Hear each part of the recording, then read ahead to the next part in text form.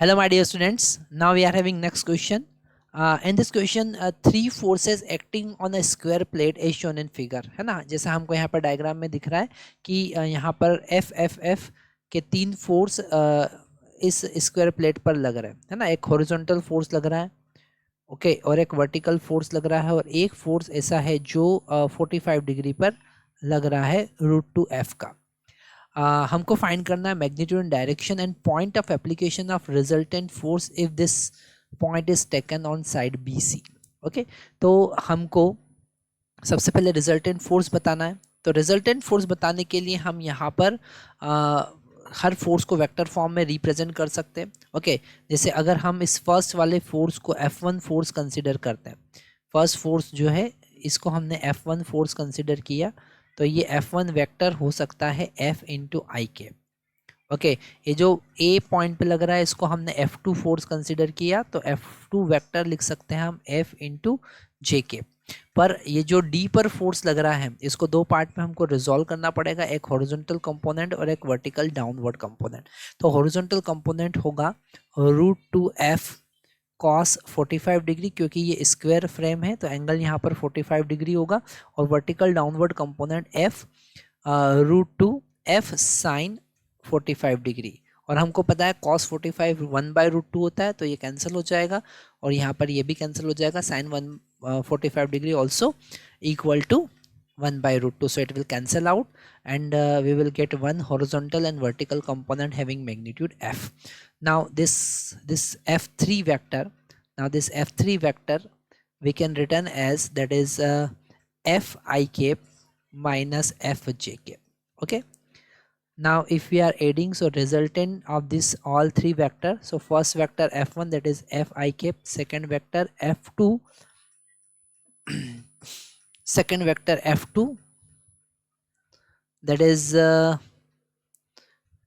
f j cap, and third vector is f I cap minus f j cap. ठीक है, now these two will cancel out, and finally we are getting f vector is equal to 2f I cap। मतलब यहाँ पर एक force horizontal direction में लग रहा है। अब हमारे पास एक कॉन्सेप्ट होता है कि अगर किसी बॉडी पर मल्टीपल फोर्स लग रहे हैं तो उन मल्टीपल फोर्स का टॉर्क किसी भी पॉइंट के अबाउट रिजल्टेंट फोर्स के टॉर्क के बराबर होता है। ओके, तो यहाँ पर ये वाला कॉन्सेप्ट हम लिख सकते हैं कि मल्टीपल टॉर्क ऑफ, ओके, और we can say momentum, sorry moment of all forces. Moment मतलब कि multiplication of perpendicular distance. Okay, all forces about any point is equal to moment of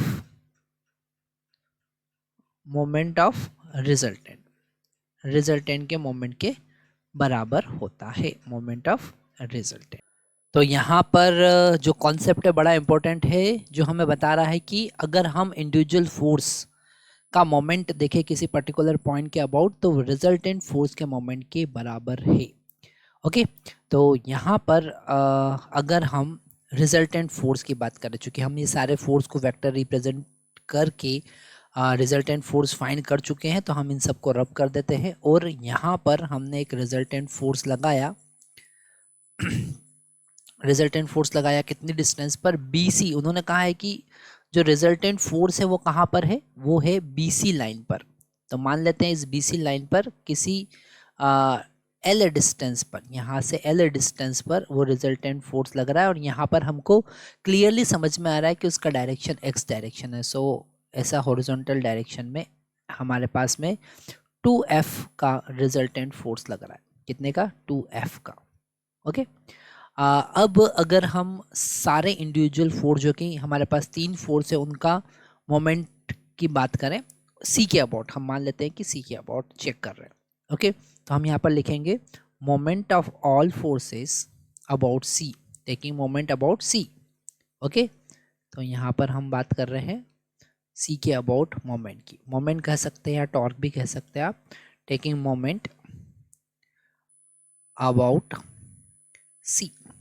okay, तो अगर हम सबसे पहले इस F जो कि B पे लग रहा है इसका मोमेंट देखते हैं, तो वहाँ से परपेंडिकुलर डिस्टेंस कितना होगा, इस C से इस F का परपेंडिकुलर डिस्टेंस डायगोनल के लेंथ के हाफ का होगा, मतलब होगा a/√2। तो हम लिखेंगे -f इंटू a/√2। अब यहाँ पर एक क्वेश्चन आ सकता है कि सर नेगेटिव साइन आप क्यों ले रहे हैं, तो नेगेटिव साइन हम इसलिए ले रहे हैं क्योंकि यहाँ पर ये जो टॉर्क है वो किस डायरेक्शन में प्रोड्यूस करेगा, वो क्लॉकवाइज डायरेक्शन में प्रोड्यूस करेगा, और क्लॉकवाइज टॉर्क को हम नेगेटिव कंसिडर करते हैं। सेम एज इट इज़ अगर ए पर जो फोर्स लग रहा है उसका मोमेंट हम देखें तो सी से उसका परपेंडिकुलर डिस्टेंस कितना होगा, सी से उसका परपेंडिकुलर डिस्टेंस होगा डायगोनल के बराबर, दैट इज a√2, मतलब -f इंटू a√2। फिर से हमारे पास क्वेश्चन आ सकता है कि सर ये माइनस क्यों हुआ, क्योंकि ये जो ए पे लगने वाला फोर्स है सी के अबाउट इस फ्रेम को फिर से क्लॉकवाइज डायरेक्शन में रोटेट करवाएगा। पर यहाँ पर अगर √2f जो D पे लग रहा है उसका परपेंडिकुलर डिस्टेंस देखें, चूंकि ये साइड के अलॉन्ग लग रहा है तो परपेंडिकुलर डिस्टेंस साइड के बराबर होगा, that is a and it will be plus, so √2f into a। फिर से यहाँ पर एक क्वेश्चन हमारे पास में आ सकता है कि सर यहाँ पर पॉजिटिव क्यों लिया है, तो ये f इसको फ्रेम को एंटी क्लॉकवाइज डायरेक्शन में रोटेट करेगा, और एंटी क्लॉकवाइज डायरेक्शन टॉर्क को हम पॉजिटिव लेके चलते हैं, इज इक्वल टू रिजल्टेंट। तो रिजल्टेंट यहाँ पर 2f है और उसका परपेंडिकुलर डिस्टेंस, तो अगर हम परपेंडिकुलर डिस्टेंस यहाँ पर देखें तो वो होगा L sin 45। कितना होगा, L sin 45। अगर आप डायग्राम को ध्यान से समझते हैं तो L sin 45 हमने क्यों लिया है वो समझ में आ सकता है आपको, है ना। इस C से इस F का परपेंडिकुलर डिस्टेंस L sin 45 होगा, क्योंकि L जो है वो C से इस पॉइंट ऑफ एप्लीकेशन का डिस्टेंस है। ओके, तो यहाँ पर F हम कैंसिल कर सकते हैं, तो F कैंसिल हो जाएगा। यहाँ पर L हमें कैलकुलेट करना है, यहाँ a/√2 ओके हमको मिला है,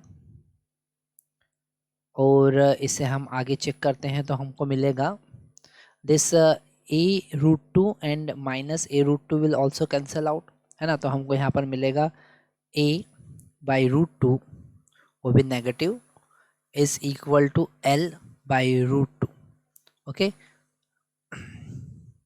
इंटू 2। तो यहाँ से हमको मिलेगा L is equal to -a/2, और नेगेटिव साइन केवल डायरेक्शन बता रहा है हमको, तो यहाँ से L का जो डिस्टेंस होगा, मतलब पॉइंट ऑफ एप्लीकेशन जो रिजल्टेंट फोर्स का होना चाहिए वो होना चाहिए a/2 मिड पॉइंट पर होना चाहिए। ओके, तो यहाँ पर हमने एक नया कॉन्सेप्ट समझा कि कैसे हम सारे फोर्स का जो टॉर्क है वो रिजल्टेंट फोर्स के टॉर्क के बराबर कर सकते हैं।